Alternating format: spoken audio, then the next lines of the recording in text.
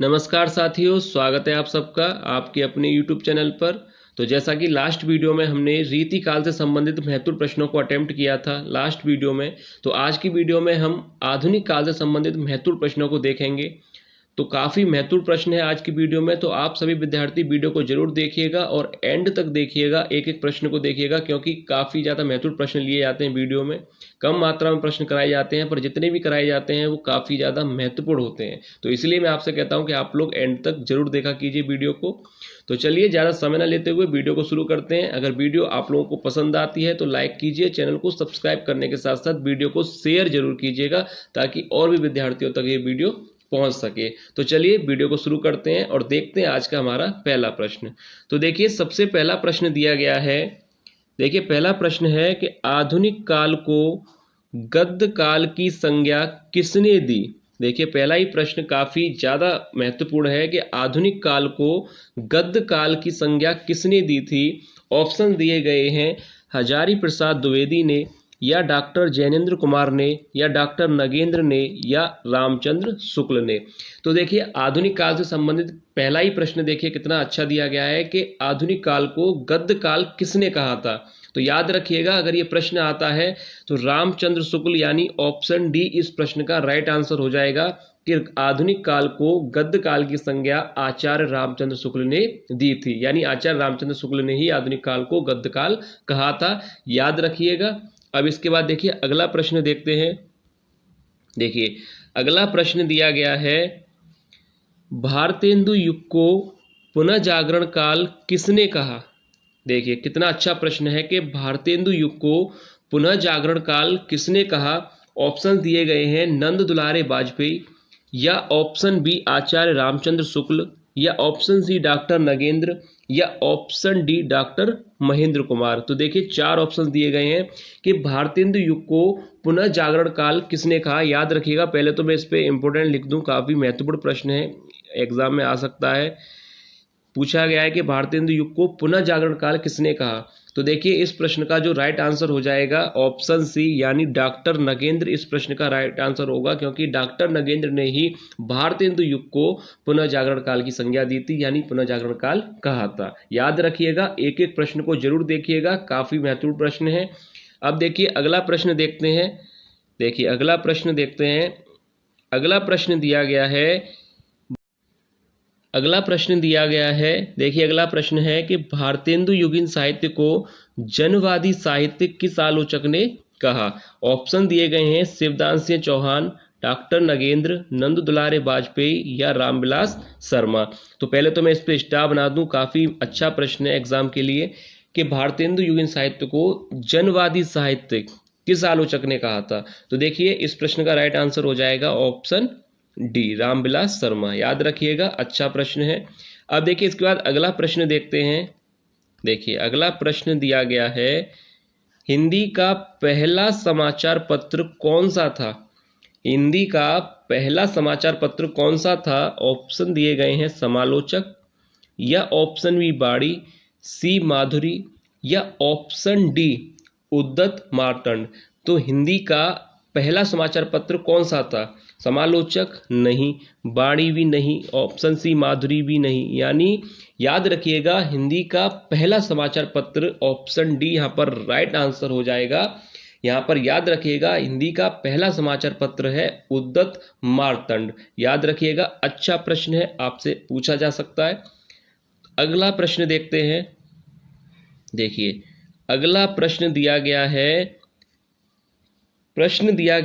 पंक्ति दी गई है, कहा गया है कि भारतेंदु ने हिंदी साहित्य को एक नए मार्ग पर खड़ा किया, वे साहित्य के नए युग के प्रवर्तक थे। पंक्ति दी गई है, कहा गया, मतलब ये कथन है कि किसका कथन है, यानी किसने कहा है कि भारतेंदु ने हिंदी साहित्य को एक नए मार्ग पर खड़ा किया, वे साहित्य के नए युग के प्रवर्तक थे। यानी यह पंक्ति किसकी है, यानी किसका कथन है ये। ऑप्शन दिए गए धीरेन्द्र वर्मा का, महावीर प्रसाद द्विवेदी, या यशपाल, या ऑप्शन डी रामचंद्र शुक्ल। तो देखिए, ये कथन किसने कहा है कि भारतेंदु ने हिंदी साहित्य को एक नए मार्ग पर खड़ा किया, वे साहित्य के नए युग के प्रवर्तक थे। तो ये पंक्ति और ये कथन किसने दिया है। देखिए राइट आंसर हो जाएगा ऑप्शन डी, रामचंद्र शुक्ल। याद रखिएगा, काफ़ी इंपोर्टेंट प्रश्नों का जो कलेक्शन किया गया है, काफ़ी अच्छे प्रश्न है, इसलिए आप लोग वीडियो जरूर देखिएगा और शेयर भी जरूर कीजिएगा ताकि और भी विद्यार्थियों तक ये वीडियो पहुंच सके और उन्हें भी अपनी तैयारी करने में मदद मिल सके। तो देखिए अब आगे देखते हैं, अगला प्रश्न देखते हैं।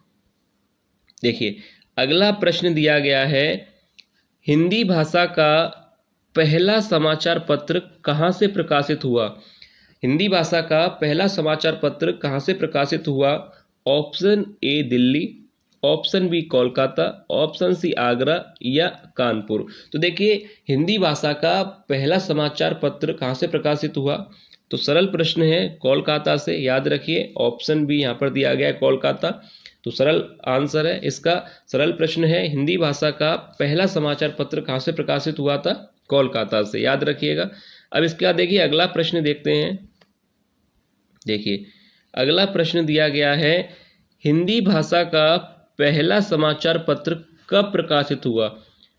हिंदी भाषा का पहला समाचार पत्र कहाँ से प्रकाशित हुआ था? अभी आपने देखा कोलकाता से। अब यहाँ पर प्रश्न पूछा गया है कि हिंदी भाषा का पहला समाचार पत्र कब प्रकाशित हुआ, यानी कहाँ से प्रकाशित हुआ? कोलकाता से। और कब प्रकाशित हुआ ये भी पूछा जा सकता है। ऑप्शन दिए गए हैं 1840 में या 1830 में, 1826 या 1900 में। तो हिंदी भाषा का पहला समाचार पत्र प्रकाशित हुआ था, अगर देखिए प्रश्न आता है तो याद रखिएगा 1826 में। याद रखिएगा हिंदी भाषा का पहला समाचार पत्र 1826 में प्रकाशित हुआ था, तो ऑप्शन सी राइट हो जाएगा 1826। अब इसके बाद देखिए अगला प्रश्न देखते हैं। देखिए अगला प्रश्न देखिए दिया गया है, प्रश्न है, यमलोक की यात्रा निबंध किसका है? ऑप्शन दिए गए हैं भारतेंदु हरिश्चंद्र, रामधारी सिंह दिनकर, बाल मुकुंद गुप्त या ऑप्शन डी राधाचरण गोस्वामी। तो देखिए ये भी काफी अच्छा प्रश्न है कि पूछा जा सकता है कि यमलोक की यात्रा निबंध किसका है। तो देखिए अगर ये प्रश्न आता है तो याद रखिएगा इस प्रश्न का जो राइट आंसर है ऑप्शन डी राधाचरण गोस्वामी, इस प्रश्न का राइट आंसर हो जाएगा। यमलोक की यात्रा निबंध के लेखक रचनाकार हैं राधाचरण गोस्वामी। याद रखिएगा ऑप्शन डी राधाचरण गोस्वामी इस प्रश्न का राइट आंसर है। अब इसके बाद देखिए अगला प्रश्न देखते हैं। देखिए अगला प्रश्न दिया गया है, स्वर्ग की विचार सभा निबंध किसका है? स्वर्ग की विचार सभा निबंध किसका है? Option A Bharatendu Harishchandra, option B Agyeya, C Bal Mukund गुप्त या ऑप्शन डी राधाचरण गोस्वामी। तो देखिए स्वर्ग की विचार सभा निबंध किसका है? तो याद रखिएगा पहला ही ऑप्शन सही हो जाएगा, भारतेंदु हरिश्चंद्र। स्वर्ग की विचार सभा निबंध किसका है? भारतेंदु हरिश्चंद्र का। याद रखिएगा पहला ही ऑप्शन यहाँ पर राइट हो जाएगा। अब इसके बाद देखिए अगला प्रश्न देखते हैं, काफी महत्वपूर्ण प्रश्न है, आप सभी विद्यार्थी वीडियो जरूर देखिएगा। अब देखिए इसके बाद अगला प्रश्न दिया गया है कि जुआरी खुआरी नाटक के रचनाकार हैं।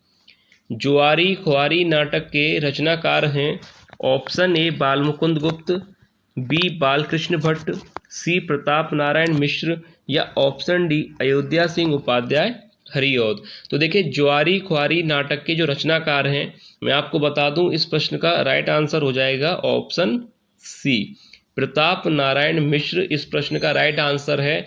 जुआरी खुआरी नाटक के जो रचनाकार हैं वह हैं प्रताप नारायण मिश्र। याद रखिएगा काफ़ी अच्छा प्रश्न है, एग्जाम में ऐसे ही प्रश्न आ सकते हैं, तो याद रखिएगा प्रताप नारायण मिश्र का ये नाटक है जुआरी खुआरी।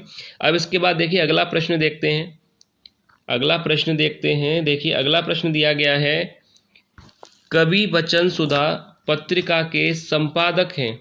कवि वचन सुधा पत्रिका के संपादक हैं। पहले तो मैं इस पे इम्पोर्टेंट लिख दूं, काफ़ी ज़्यादा महत्वपूर्ण प्रश्न है ये हिंदी की परीक्षा के लिए। कवि वचन सुधा पत्रिका के संपादक हैं ऑप्शन ए महावीर प्रसाद द्विवेदी या ऑप्शन बी हजारी प्रसाद द्विवेदी या ऑप्शन सी भारतेंदु हरिश्चंद्र या ऑप्शन डी बालकृष्ण भट्ट। तो देखिए ध्यान से सुनिएगा, वैसे तो सरल प्रश्न है, आपको इसका आंसर पता होगा, फिर भी जिनको नहीं पता है अच्छी तरह से इसका आंसर देख लीजिए, हिंदी की परीक्षा के लिए काफ़ी महत्वपूर्ण प्रश्न है। कवि वचन सुधा पत्रिका के जो संपादक हैं, याद रखिएगा ऑप्शन सी इस प्रश्न का राइट आंसर होगा भारतेंदु हरिश्चंद्र। याद रखिएगा, कवि वचन सुधा पत्रिका के संपादक हैं भारतेंदु हरिश्चंद। याद रखिएगा, काफ़ी सरल प्रश्न भी है और काफ़ी अच्छा है आपकी परीक्षा के लिए। तो याद रखिएगा, भारतेंदु हरिश्चंद कवि वचन सुधा पत्रिका के संपादक हैं। अब इसके बाद देखिए अगला प्रश्न देखते हैं। देखिए अगला प्रश्न दिया गया है, कवि वचन सुधा पत्रिका का प्रकाशन किस वर्ष हुआ?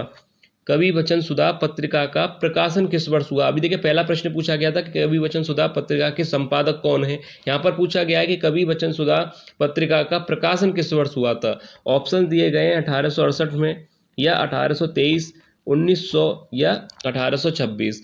तो देखिए कवि वचन सुधा पत्रिका का जो प्रकाशन हुआ था 1868, यानी पहला ही ऑप्शन यहाँ पर सही हो जाएगा, 1868 में। अब कवि वचन सुधा पत्रिका का प्रकाशन किस वर्ष हुआ था? 1868। यहाँ पर ऑप्शन थोड़ा सही कर लीजिए, 1867 जो है राइट आंसर होगा। 1867 में कवि वचन सुधा पत्रिका का प्रकाशन हुआ था। याद रखिएगा, अच्छा प्रश्न है, एग्जाम में आ सकता है। अब देखिए इसके बाद अगला प्रश्न देखते हैं। देखिए अगला प्रश्न दिया गया है, मयंक महिमा कविता के रचनाकार कौन है? मयंक महिमा कविता के रचनाकार कौन है? बालकृष्ण भट्ट, राम नरेश त्रिपाठी, उग्र या प्रेमघन? तो मयंक महिमा रचना के यानी कविता के जो रचनाकार हैं, तो आंसर हो जाएगा ऑप्शन डी राइट, प्रेमघन। याद रखिएगा, मयंक महिमा कविता के रचनाकार हैं प्रेमघन। याद रखिएगा, सरल प्रश्न है। अब इसके बाद देखिए अगला प्रश्न देखते हैं।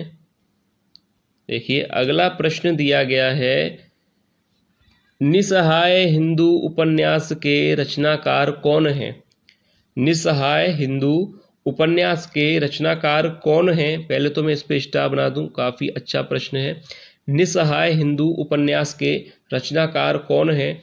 ऑप्शन ए बालकृष्ण भट्ट, या ऑप्शन बी भारतेंदु हरिश्चंद, या ऑप्शन सी जैनेन्द्र कुमार, या ऑप्शन डी राधा कृष्ण दास।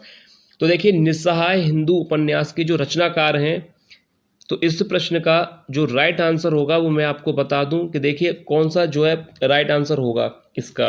निसहाय हिंदू उपन्यास के जो लेखक हैं, ऑप्शन डी राधा कृष्ण दास निसहाय हिंदू उपन्यास के रचनाकार हैं। याद रखिएगा, राधा कृष्ण दास। अब इसके बाद देखिए अगला प्रश्न देखते हैं, जो कि इस वीडियो का लास्ट प्रश्न है। देखिए प्रश्न दिया गया है कि भारतेंदु हरिश्चंद का पहला मौलिक नाटक कौन सा है? भारतेंदु हरिश्चंद का पहला मौलिक नाटक कौन सा है? नीलयोगी, भारत दुर्दशा, वैदिकी हिंसा हिंसा न भक्ति, या प्रेम योगिनी? तो देखिए जो भी विद्यार्थी वीडियो को कंप्लीट देखते हैं और रोजाना देखते हैं, उनको पता है कि हर वीडियो में एक प्रश्न दिया जाता है जो कि आप लोगों को करना होता है। तो आज की वीडियो का ये लास्ट वाला जो प्रश्न है वो मैं आप लोगों के लिए दे रहा हूं, यानी इस प्रश्न का जो भी राइट आंसर है वो आप लोग कमेंट करके बताइएगा कि भारतेंदु हरिश्चंद का पहला मौलिक नाटक कौन सा है? नीलयोगी है, भारत दुर्दशा, वैदिकी हिंसा हिंसा न भक्ति, या प्रेम योगिनी? तो इन चारों में से जो भी राइट आंसर है आप लोग कमेंट करके बताइएगा, यानी ये प्रश्न आप लोगों के लिए है। तो आज की वीडियो में बस इतना ही, मिलेंगे नेक्स्ट वीडियो में और भी महत्वपूर्ण एमसीक्यू के साथ। तब तक आप लोग अपनी तैयारी अच्छी तरह से करते रहें। अगर वीडियो आप लोगों को पसंद आई है, आज के प्रश्न आप लोगों को अच्छे लगे हैं, तो वीडियो को लाइक कीजिए और चैनल को सब्सक्राइब करने के साथ वीडियो को शेयर जरूर कीजिएगा।